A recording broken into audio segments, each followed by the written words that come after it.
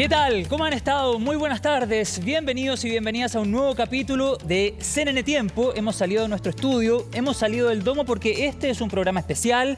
Vamos a iniciar durante esta jornada un ciclo de conversaciones con autoridades, también con la comunidad científica, para hablar de cambio climático, de riesgos asociados y de otras emergencias que eventualmente podríamos enfrentar a raíz de una no siempre buena administración del territorio. Durante este invierno 2023, diferentes hechos asociados al cambio climático han sucedido. Por ejemplo, intensas olas de calor en el hemisferio norte, intensos sistemas frontales con río atmosférico durante el invierno 2023, o lo que sucedió hace un poco más de una semana en Curarrehue, un aluvión que le causó la muerte a 3 personas. Y así, muchos eventos más. Ya les contaba yo, vamos a iniciar un ciclo de conversaciones con la comunidad científica, con autoridades, para proponer soluciones, siempre con una perspectiva propositiva. Pero en toda esta historia no podemos dejar de lado lo que ha sucedido en torno al volcán Villarrica.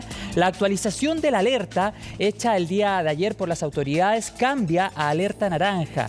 ¿Quiénes están en riesgo? Como vemos en el título, en el reproductor de caracteres. Bueno, de todo eso vamos a conversar ahora, y para introducir aquella conversación vamos a escuchar ahora a Cristian Farías, geofísico de la Universidad Católica de Temuco. Atención. Bueno, el volcán Villarrica está en alerta naranja. Y esto claramente es algo a lo que hay que ponerle atención. Es el volcán más activo de Chile, es el volcán cuyas erupciones han tenido mayor impacto, pero no es tanto por el volcán que han tenido ese impacto, sino más bien por el nivel de exposición que tenemos frente a la que puede hacer este volcán. Hemos construido muchos lugares donde no deberíamos haber construido, y hemos también crecido de una manera que parecía ser que no está muy en línea de entender lo que el volcán hace. Por lo tanto, cada vez que el Villarrica tiene algún desequilibrio, es un problema, porque resulta de que nos pone en riesgo a muchas personas y nos deja bastante expuestos ante lo que él puede hacer. Y eso tiene que ver con las decisiones que se han tomado antes respecto a dónde se construye y cómo se construye.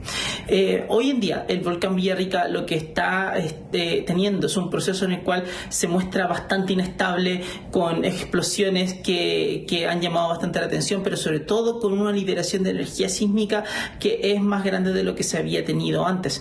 Por lo tanto, es un tema que hay que seguir de cerca, y hay que, por supuesto, tener todas las recomendaciones claras de parte del CERNAGEOMIN y de parte del CENAPRED respecto a lo que hay que hacer. El monitoreo lo hace el CERNAGEOMIN y hay que seguirlo siempre, y las recomendaciones vienen de parte del CENAPRED, a quien también, por supuesto, hay que hacerle mucho caso. Bueno, y volvemos al estudio para conversar. Vamos a iniciar nuestros paneles y estoy muy bien acompañado de Francisca Roldán. ¿Cómo has estado, Fran? Muy bien, muchas gracias. Una amiga encantada de la casa. Sí, por supuesto. Encantada de estar acá con ustedes, también con lo que nos acompañan en casa. Así que vamos a hablar de temas bastante interesantes el día de hoy. Exactamente. Geóloga, candidata a doctora y también investigadora del CIGEN. Y por el otro lado, el director nacional de CENAPRED, Álvaro Ormazábal. ¿Cómo ha estado, director? Muy buenos días, José. Un gusto verte también, Fran. Un gusto poder estar acá nuevamente con ustedes. Un gusto también, director. Bueno, vamos a profundizar, vamos a comenzar actualizando la situación en torno al volcán Villarrica, doctor. ¿Qué actualización tiene a esta hora de la tarde? Bueno, es importante destacar, todos los volcanes en nuestro país están en permanente observación. Y eso es relevante porque marca una gran diferencia con lo que sucede en el resto del mundo. El Observatorio Volcanológico de nuestro país hace un permanente observación y monitoreo durante las 24 horas del día de todos los volcanes, y se pudo detectar que el volcán Villarrica, que es un volcán que de forma permanente se encarga de mantenernos entretenidos, porque siempre está en distintas actividades. Hay que recordar que tuvimos eventos el año 64, el 71, el 2015, que fue el último gran evento. El 71 fallecieron 15 personas, y se pudo detectar que este volcán estaba, en los sismógrafos lograron detectar que había un movimiento inusual y por sobre los parámetros normales. ¿Pero cuál es la actualización a esta hora de la tarde? En este momento el volcán se mantiene exactamente con una actividad importante, es muy similar a lo que presentó el día de ayer, con una leve baja, pero no quiere decir que no podemos estar atentos al volcán, porque este volcán puede aumentar su nivel de un minuto para otro. A diferencia de otros volcanes, como el Yaima, que es de un impacto directo y una sola erupción, este volcán es permanente y puede demorarse muchos días. Y lo otro que quiero preguntarle, antes de darle el paso a la Fran, que yo sé quiere complementar esta respuesta, ¿cómo se ha fortalecido el trabajo preventivo? Tenemos en nuestro reproductor de caracteres más de 100 personas evacuadas. ¿Cómo se ha asegurado la certeza o la seguridad, valga la redundancia, de esas 100 personas y de otras que también viven cercanas al volcán?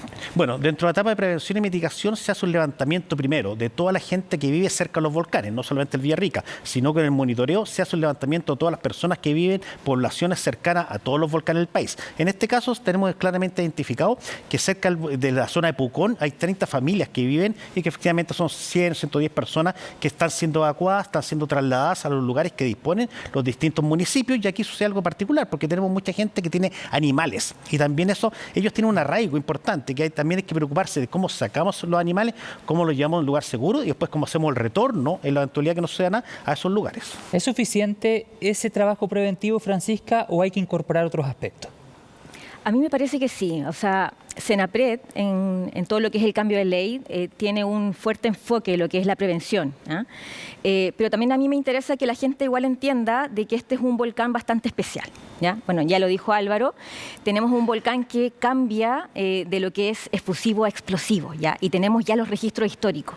Entonces, no porque en estos momentos no tengamos características que sean muy claras respecto a su explosión o su pausa o su disminución en las actividades, vamos a tener claro qué hacer. Y por lo mismo, me gustaría hacer un llamado también a la población a mantenernos alerta, porque este es un volcán que está clasificado como ranking de riesgo número 1. ¿Ya? Y que no nos olvidemos de eso, sobre todo a la gente que está alrededor, y que mejor que Senapred para seguir sus instrucciones, por supuesto. Sí, pues en ese sentido es sumamente importante lo que dice Francisca, director, para fortalecer precisamente el trabajo preventivo y entregar certeza a una gran cantidad de población que vive alrededor del volcán. Y una noticia de estas características, tú coincidirás conmigo, Francisca, usted, director, también, o bueno, lo podemos ir conversando, nos vuelve a poner en entredicho qué tanto conocemos nuestro territorio o cómo administramos nuestro territorio, por qué generamos comunidades o poblaciones tan cercanas a zonas que eventualmente pueden generar un riesgo de grandes proporciones, director. Efectivo. Y ahí tenemos un concepto muy importante que es construir el riesgo. Lo que sucede aquí es que tenemos identificado las zonas de amenaza y por otro lado tenemos identificado cuáles son las vulnerabilidades y la exposición de la población que vive cercana. Y muchas veces esa población no estaba antes ahí. Y ahora sí se está instalando. Es decir, literalmente se construye el riesgo. Y ponemos población, por un lado, que ellos quieren ir a vivir ese lugar, y por otro lado, porque las medidas que tenemos que impiden que esa población se puedan instalar en esos lugares, todavía falta afinarla. Y ahí tenemos un desafío muy importante como servicio, porque la ley 21.364 establece claramente que los planos reguladores y todos los organismos técnicos tienen que tener a la vista los mapas de amenaza para cualquier proyecto que se haga, lo cual va a ser relevante porque va a permitir que no estemos construyendo en zonas de riesgo o en zonas de amenaza, y por otro lado, el riesgo que ya esté construido, podemos hacer obras de mitigación y de prevención para bajar el nivel de vulnerabilidad de esa población, lo cual marca una diferencia notoria en lo que tenemos.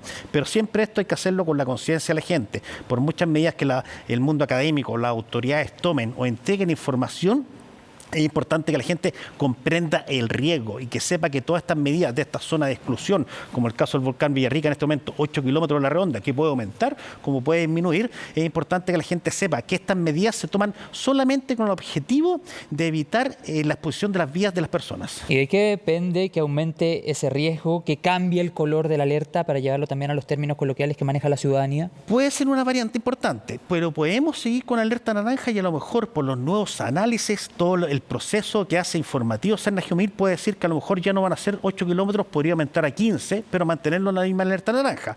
Pero eso va haciendo todos los modelamientos que hace con la información que tienen disponible y también por los sobrevuelos que se hagan. Pero para explicarlo, ¿qué tendría que pasar?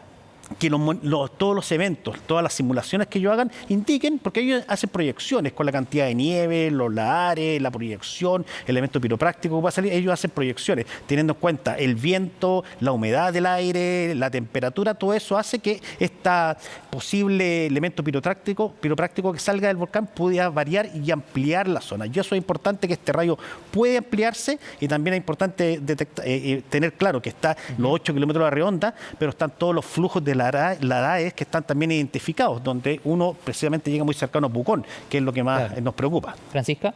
Eso es súper relevante, lo último que dijo Álvaro respecto a lo que son los lahares, porque claro, la gente entiende la amenaza de volcán como si son solamente los productos volcánicos, pero también tenemos los lahares. El 2015, de hecho, fue un gran impacto el tema de los lahares, y el último mapa se efectuó delimitando todo lo que es esa zona. Entonces, la gente tiene que entender de que nuestro territorio, a pesar de que estamos enfocados en una sola amenaza, también tenemos otro tipo de amenaza amenaza y son multiamenazas. Nuestro territorio es así y la gente lo tiene que entender así y también entender las dificultades de la toma de decisiones.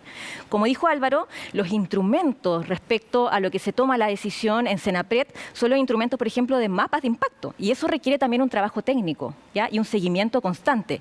Y también requiere, y ya lo hemos hablado en anteriores ocasiones, el tema de presupuesto y especialistas. Y ahí yo creo que es un tema largo, pero yo creo que... ¿Estamos al debe?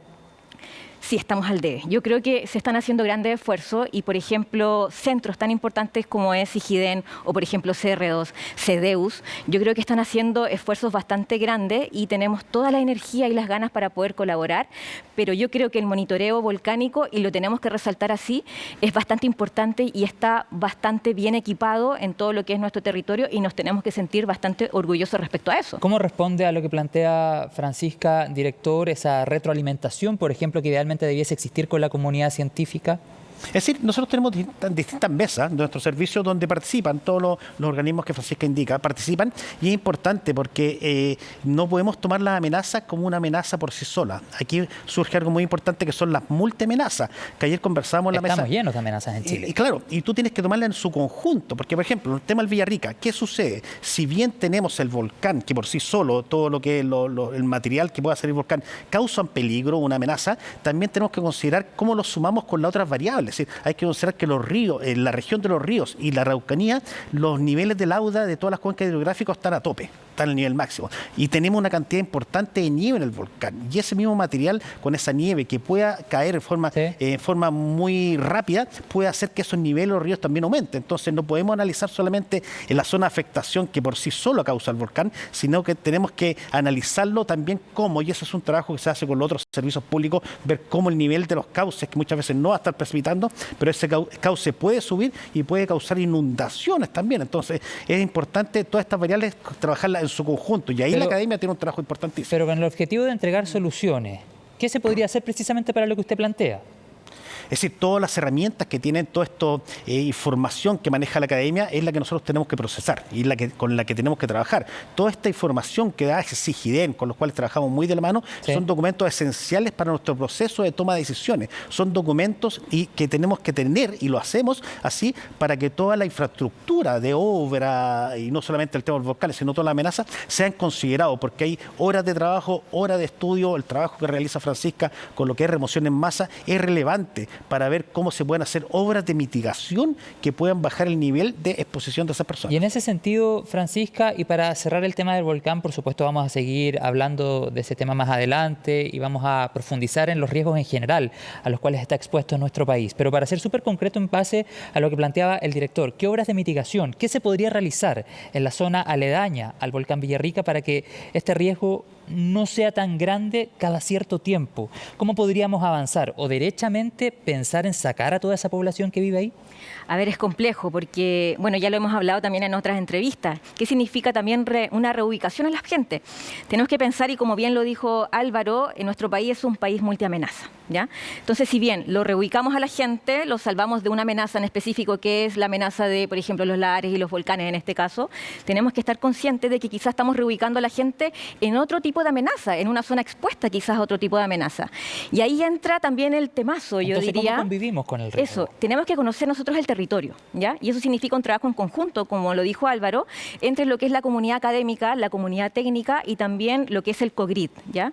Que es la conjunción de todo lo que es el intercambio de conocimiento para la toma de decisiones. Entonces, yo creo que vamos bien en el camino, pero yo creo que nos falta todavía conocer el territorio, nos falta todavía seguir, yo diría, implementando más servicio a lo que es el avance científico y tecnológico para lo mismo, para la toma de decisiones y para poder, por supuesto, aportar a la toma de decisiones y que la gente no se vea afectada por este tipo de amenazas. ¿Y cómo fortalecer ese conocimiento? ¿Cómo empoderar a la ciudadanía? ¿Cómo lograr que la ciudadanía, chilenos y chilenas y extranjeros residentes, entiendan de lo que estamos hablando, por ejemplo, cuando se usan conceptos técnicos o cuando se hablan, por ejemplo, de ciertas amenazas a las cuales estamos eventualmente expuestos? Sí, yo creo que tiene que haber acá un intercambio de conocimiento bastante fuerte. importante y eso va de la mano con el tema de conocimiento y comunicación, ¿ya? Tenemos que saber comunicar a la gente. No solamente basta con poner estos mapas de impacto en las plataformas porque no toda la gente tiene acceso a Internet. Y de repente son inentendibles. Exactamente. Y, por ejemplo, en temas de las amenazas, cuando tenemos emergencia, también Internet es lo primero que se nos va, ¿ya? Entonces tenemos que estar en el territorio. Nosotros no basta con que estemos en la oficina, no basta también con que estemos solamente desarrollando papers, sino que también tenemos que estar en el territorio y conociendo también las necesidades de la gente. ¿Cómo comunicar? Y yo creo que ese es un desafío para todo, yo creo que el cuerpo académico, pero lo tenemos consciente y estamos, yo creo que avanzando. Ya estar acá, yo creo que es un esfuerzo que estamos haciendo para que nos comuniquemos directamente con la gente y entendamos las dificultades que tenemos nosotros como académicos, tienen la toma de decisiones y por supuesto que tenemos las ganas de comunicar. ¿Qué le pediría a las autoridades? Yo diría, yo creo que vamos por buen camino. Simplemente yo creo que falta más inversión en ciencia, ¿ya? Tomar conciencia de que la comunicación en los proyectos tiene que ser con las entidades públicas, pero de un principio, no al final, no con un traspaso de la información, sino que tenemos que trabajar colaborativamente desde un comienzo. Y yo creo que así vamos a caminar todos juntos y por supuesto que también incluyendo a la comunidad, porque muchas veces los proyectos se cierran solamente a la comunidad científica y a las entidades públicas, como actores tan importantes como Senapred. Pero ¿qué pasa con la comunidad? ¿Qué pasa con las necesidades mismas del territorio? Somos un país tremendamente largo con necesidades que son individualizadas y las tenemos que entender así. Yo creo que vamos por buen camino, pero yo creo que eso es lo que nos falta, estar más en el territorio. Director. Hay dos cosas muy importantes. Uno, comprender el riesgo. Yo creo que cuando lo logramos comprender y entender el país que tenemos, todos los riesgos que tenemos, es relevante. Y lo otro es también cómo trabajar el riesgo. El riesgo, por un lado, lo podemos minimizar, disminuir, lo podemos traspasar, y en otro lado, inclusive, la teoría dice hay que asumirlo. Y eso es lo que pasa, porque en muchos lugares, como el volcán Villarrica, donde tenemos un riesgo que es importante, no podemos sacar a la gente, no podemos cerrar el centro de esquí permanentemente porque hay un volcán. Es que tener claramente identificados los puntos de encuentro, las vías de evacuación, que la gente sepa que hay un riesgo y que para ese riesgo, por un lado, ojalá no construir más ahí, pero si cuando tenemos un riesgo que esté construido, ¿cómo lo hacemos que la gente pueda salir? Ahí tenemos con Senapred nuestro sitio web, que lo invito a visitar, pero tenemos toda la información, hay un mini sitio que está el link ahí para entrar y ver toda la información disponible del volcán Villarrica, donde están los puntos de encuentro transitorios, los albergues habilitados, en la mesa técnica que tuvimos ayer estuvo la delegación presidencial, los municipios, estuvo el mundo académico, porque es importante que la gente logre comprender el riesgo que tenemos y que ellos son parte de la solución y de minimizar ese riesgo. Claro, empoderar a la ciudadanía. Otro tema que también es sumamente importante y es parte de lo que nos dejó el invierno 2023 son los intensos sistemas frontales acompañados de ríos atmosféricos que llegaron para quedarse. Lo hemos conversado con diferentes meteorólogos, climatólogos que nos han hecho aquella proyección. Director, ¿qué lecciones nos deja el invierno 2023 y las intensas precipitaciones, las inundaciones, por ejemplo, en el centro sur de nuestro país? Es importante destacar que efectivamente todos los antecedentes de la academia, todo el mundo indicaba que íbamos a tener precipitaciones sobre lo normales. Yo creo que ¿qué pasó? No es que crea, sino que ¿qué pasó? Excedió todos los límites que esperábamos. Cuando nosotros decíamos vamos a tener precipitaciones sobre lo normales, yo siempre decía ya, pero ¿cuánto va a ser? Y nos indicaban ciertos montos. Ahora, en la realidad pasó que esos montos sobrepasaron todo lo que estaba pronosticado. Y ahí es importante que tenemos que hacer. Por un lado, cuando se hagan los procesos de reconstrucción ahora, no seguir reconstruyendo en las zonas que ya fueron afectadas y por otro lugar tomar las medidas de mitigación, generar obras, muros, encauzamientos, gaviones y todo el trabajo de ingeniería para poder hacer un trabajo que cuando esto vuelva a suceder y que va a suceder no tengamos afectación a las personas. Cosas importantes que se hicieron muy bien, yo creo que los procesos de evacuación realmente se hicieron bastante bien, permitió salvar la vida a las personas, si bien fallecieron en el último momento 3 personas, pero fueron podría decirse evitable, fue personas que recibieron el aviso que tenían que salir del lugar o fueron a hacer un acto que a lo mejor los colocaron en peligro, pero los procesos de evacuación se hicieron y eso es lo relevante. Ahora hay que mejorarlo y hay que seguir trabajando. Hay que llegar a 0 fallecidos. Es totalmente, eso es lo ideal, pero para eso necesitamos la cooperación de la gente. Tenemos claro ese ejemplo donde la gente recibió el mensaje de evacuación y fueron, inclusive hay casos puntuales, municipalidad, fueron Senapred y otros servicios públicos fueron a decirle a la persona salga del del lugar, las personas no quisieron salir del lugar y después tuvimos que estar mandando helicópteros a las 2 de la mañana a sacar a las personas sobre un techo en la casa, siendo que a esa persona se les dijo en su momento que saliera. Es que eso también responde a otro tipo de cosas. Muchas veces temor a sufrir robos, por ejemplo. Estamos en medio de una crisis de seguridad, entonces se van conectando diferentes temas. La gente tiende a proteger sus enseres, tiende a proteger su vivienda, aunque siempre el llamado que uno hace en medio de estas emergencias como medio de comunicación es seguir la instrucción de la autoridad pertinente. No siempre sucede así. Francisca, ¿tú estás de acuerdo con lo que plantea el director del manejo que hubo de la emergencia durante el invierno 2023, estos dos sistemas frontales en el mes de junio, en el mes de agosto, con las consecuencias que hubo? Estuvimos, de hecho, en la zona del Cajón del Maipo, hablando del aluvión y lo que pasó, por ejemplo, en Baños Morales y en otros territorios. Exactamente. Sí, yo estoy de acuerdo. Este es un trabajo que yo creo que tiene que ser mancomunado entre lo que es la comunidad y también las entidades públicas. Pero, claro, tenemos que entender nuestro territorio con que tenemos deficiencia, ¿ya? En tanto lo que es la planificación territorial, las viviendas ya están acá, y esta fue una tormenta de características, yo diría, históricas, ¿ya? De hecho, tenemos un periodo de retorno que va más o menos entre 30 a 50 años, con precipitaciones que superaron hasta los 600 milímetros, ¿ya?